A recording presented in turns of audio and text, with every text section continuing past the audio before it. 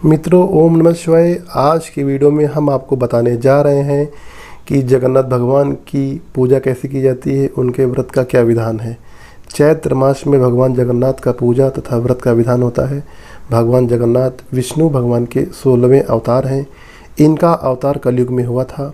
इनके पूजन तथा व्रत करने से सभी प्रकार की मनोकामनाएं पूरी होती हैं। मित्रों, इस वर्ष मैंने भगवान जगन्नाथ की पूजा कर ली है और अगले वर्ष मैं प्रयास करूंगा, मैं आपको लाइव आपको पूजा करके दिखाऊंगा किस प्रकार से भगवान जगन्नाथ की पूजा की जाती है।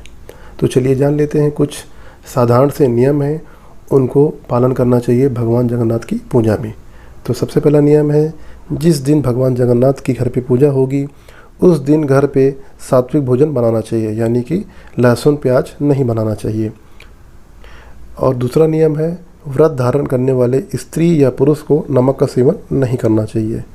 तीसरा नियम है, आपको ब्रह्मचर्य का पालन करना चाहिए।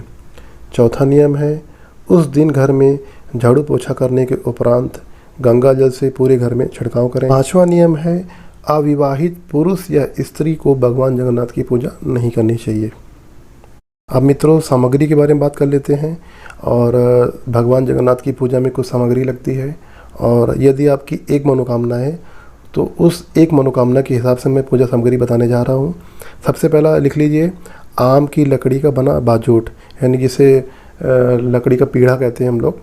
और दूसरा है गंगा जल, और कलश स्थापित करने के लिए आम के पत्ते, गेहूं की नई बाली 7 ले लीजिए, टीसू का फूल 1 लगेगा, कुसुम के 3 फूल लगेंगे, कच्चा आम जिसे अंबिया कहते हैं 1-2 ले लीजिए, साफ़ सुथरा आटा 3 किलो ले लीजिए, गुड़ ले लीजिए 250 ग्राम, पुष्प लगेंगे, धूप दीप लगेगी, चंदन लगेगा, और खड़ा गेहूं ले लीजिए 250 ग्राम ले लीजिए, घी ले लीजिए 250 ग्राम, दक्षिणा 11 रुपये ले लीजिए, खोया या गुड़ ले लीजिए 250 ग्राम। इसके बाद में मटका ले लीजिए, मटका को ढकने के लिए पराई आती है, पराई ले लीजिए।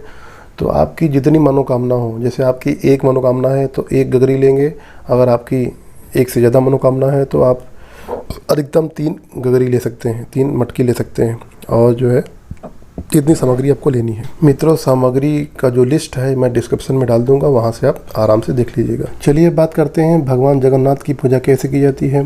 वीडियो महत्वपूर्ण है, उसको पूरा देखिएगा, पूरा सुनिएगा, तो आपकी पूरी विधि आपको आसानी से समझ में आ जाएगी। सर्वप्रथम व्यक्ति को नहा धोकर पवित्र हो जाना चाहिए।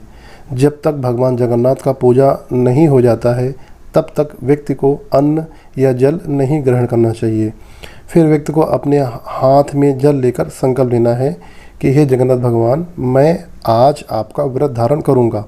प्रभु, मेरी ये मनोकामना है या मेरी ये समस्या है, कृपया इसको दूर करें या इस मनोकामना को पूरा करें। इतना कहकर जल जमीन पे छोड़ देना है। अब आपको भगवान जगन्नाथ की स्थापना करनी है।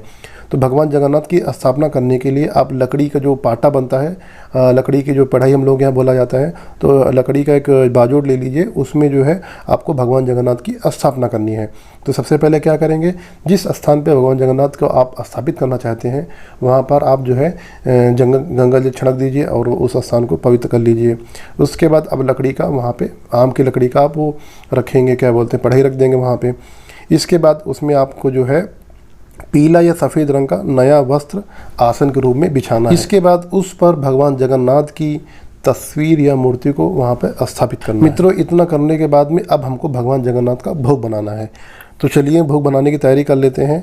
और जो है ये मैं आपको जो मात्रा बताने जा रहा हूँ, ये मात्रा आप घटा बढ़ा इसको मात्रा बढ़ा भी सकते हैं, कम नहीं कर सकते हैं, क्योंकि सामग्री पर्याप्त होनी चाहिए। तो सबसे पहले आपको क्या करना है, आपको जो है छोटी छोटी पूड़ियाँ बना लेनी है। पूड़ियाँ इस आकार से बनानी है ताकि वो मटके में आराम से आ सके। छोटी पूड़ियाँ बनानी है, और पूड़ियाँ आपको बनानी है 30 पूड़ियाँ बनानी है।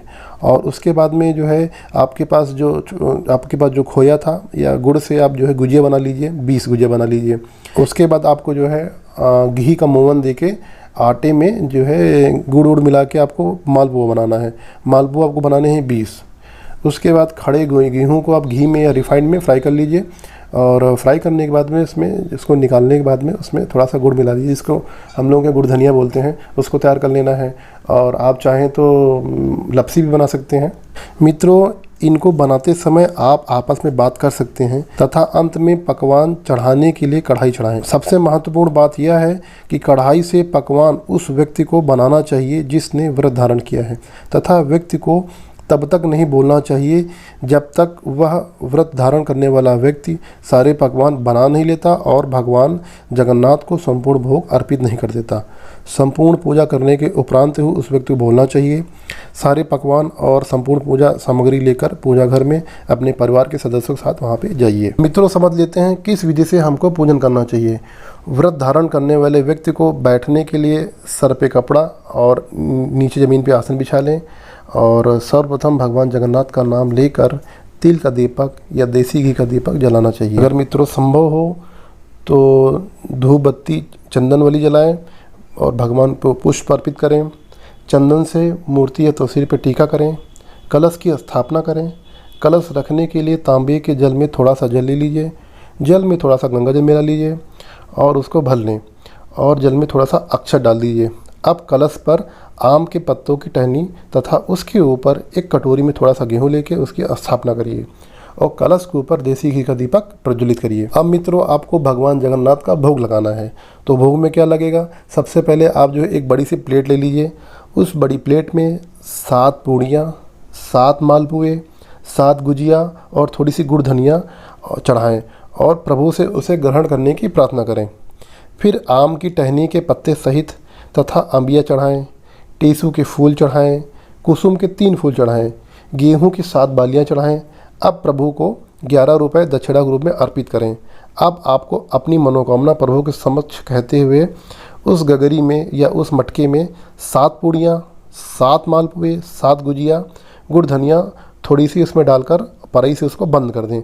उसके बाद आपको भगवान जगन्नाथ का जो है कथा सुननी है और जब कथा सुनेंगे तो घर के सारे सदस्य वहाँ पे उपस्थित रहेंगे।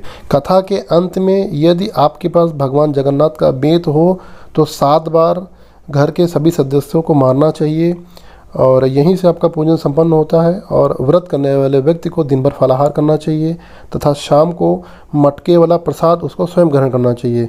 किसी अन्य व्यक्ति को वो प्रसाद नहीं देना चाहिए। यदि वह उस दिन सारा प्रसाद नहीं ग्रहण कर पाता है तो अगले दिन प्रसाद ग्रहण कर सकता है, किंतु उस दिन वह लहसुन प्याज का सेवन नहीं करेगा। जो प्रसाद भगवान जगन्नाथ पर चढ़ा होगा वह घर के अन्य सदस्य शाम को समय उसको ग्रहण कर सकते हैं। जो व्यक्ति भगवान जगन्नाथ का प्रसाद अन्य व्यक्तियों में बांटता है उसके पुण्यों का आधा फल ग्रहण करने वाले व्यक्ति को मिलता है। यानी कि यदि आप घर के सदस्यों के अतिरिक्त अन्य व्यक्तियों को भगवान जगन्नाथ का प्रसाद बांटते हैं तो आपका आधा पुण्य अन्य व्यक्तियों को मिल जाएगा। यदि ग्रहण करने वाले व्यक्ति ने लहसुन प्याज या मांस मदिरा का सेवन करता है तो प्रसाद देने वाले के साथ साथ प्रसाद ग्रहण करने वाले व्यक्ति को भी पाप पड़ता है। इस प्रकार से घटना होने पर व्रत करने वाले व्यक्ति को अपने पुण्य का 40% ही लाभ मिलता है, बाकी 60% पाप कर्म में गणना की जाती है। व्रत वाले दिन संयम का पालन करके घर में शांति का माहौल रखना चाहिए। मित्रों, जो प्रसाद चढ़ाने तथा मटके से भरने से बच जाए उसका क्या करना है? उसको सभी सदस्यों को प्रसाद के रूप में ग्रहण करना चाहिए। जब भी प्रसाद ग्रहण करें तो पहले या बाद में लहसुन प्याज का सेवन बिल्कुल भी नहीं करना चाहिए। मित्रों, जो मनुष्य पवित्र श्रद्धा विश्वास के साथ ये व्रत धारण करता है उसकी मनोकामना 4 महीने में पूरी हो जाती है।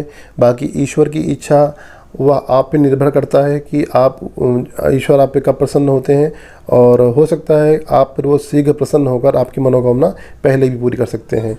तो ये था मित्रों भगवान जगन्नाथ के पूजा करने का पूरा विधि विधान कि किस विधि से हम भगवान जगन्नाथ की पूजा करनी चाहिए ताकि हमें किसी प्रकार की त्रुटि का सामना न करना पड़े। और अंत में क्षमा प्रार्थना कर लीजिए कि यदि कोई हमसे पूजन करने में त्रुटि हो गई हो तो उसके लिए प्रभु हमको क्षमा करिए। और इस प्रकार से आपका व्रत संपूर्ण होता है और भगवान भोलेनाथ आपका कल्याण करें। तो मिलते हैं नए वीडियो में नई जानकारी के साथ में। ओम नमः शिवाय।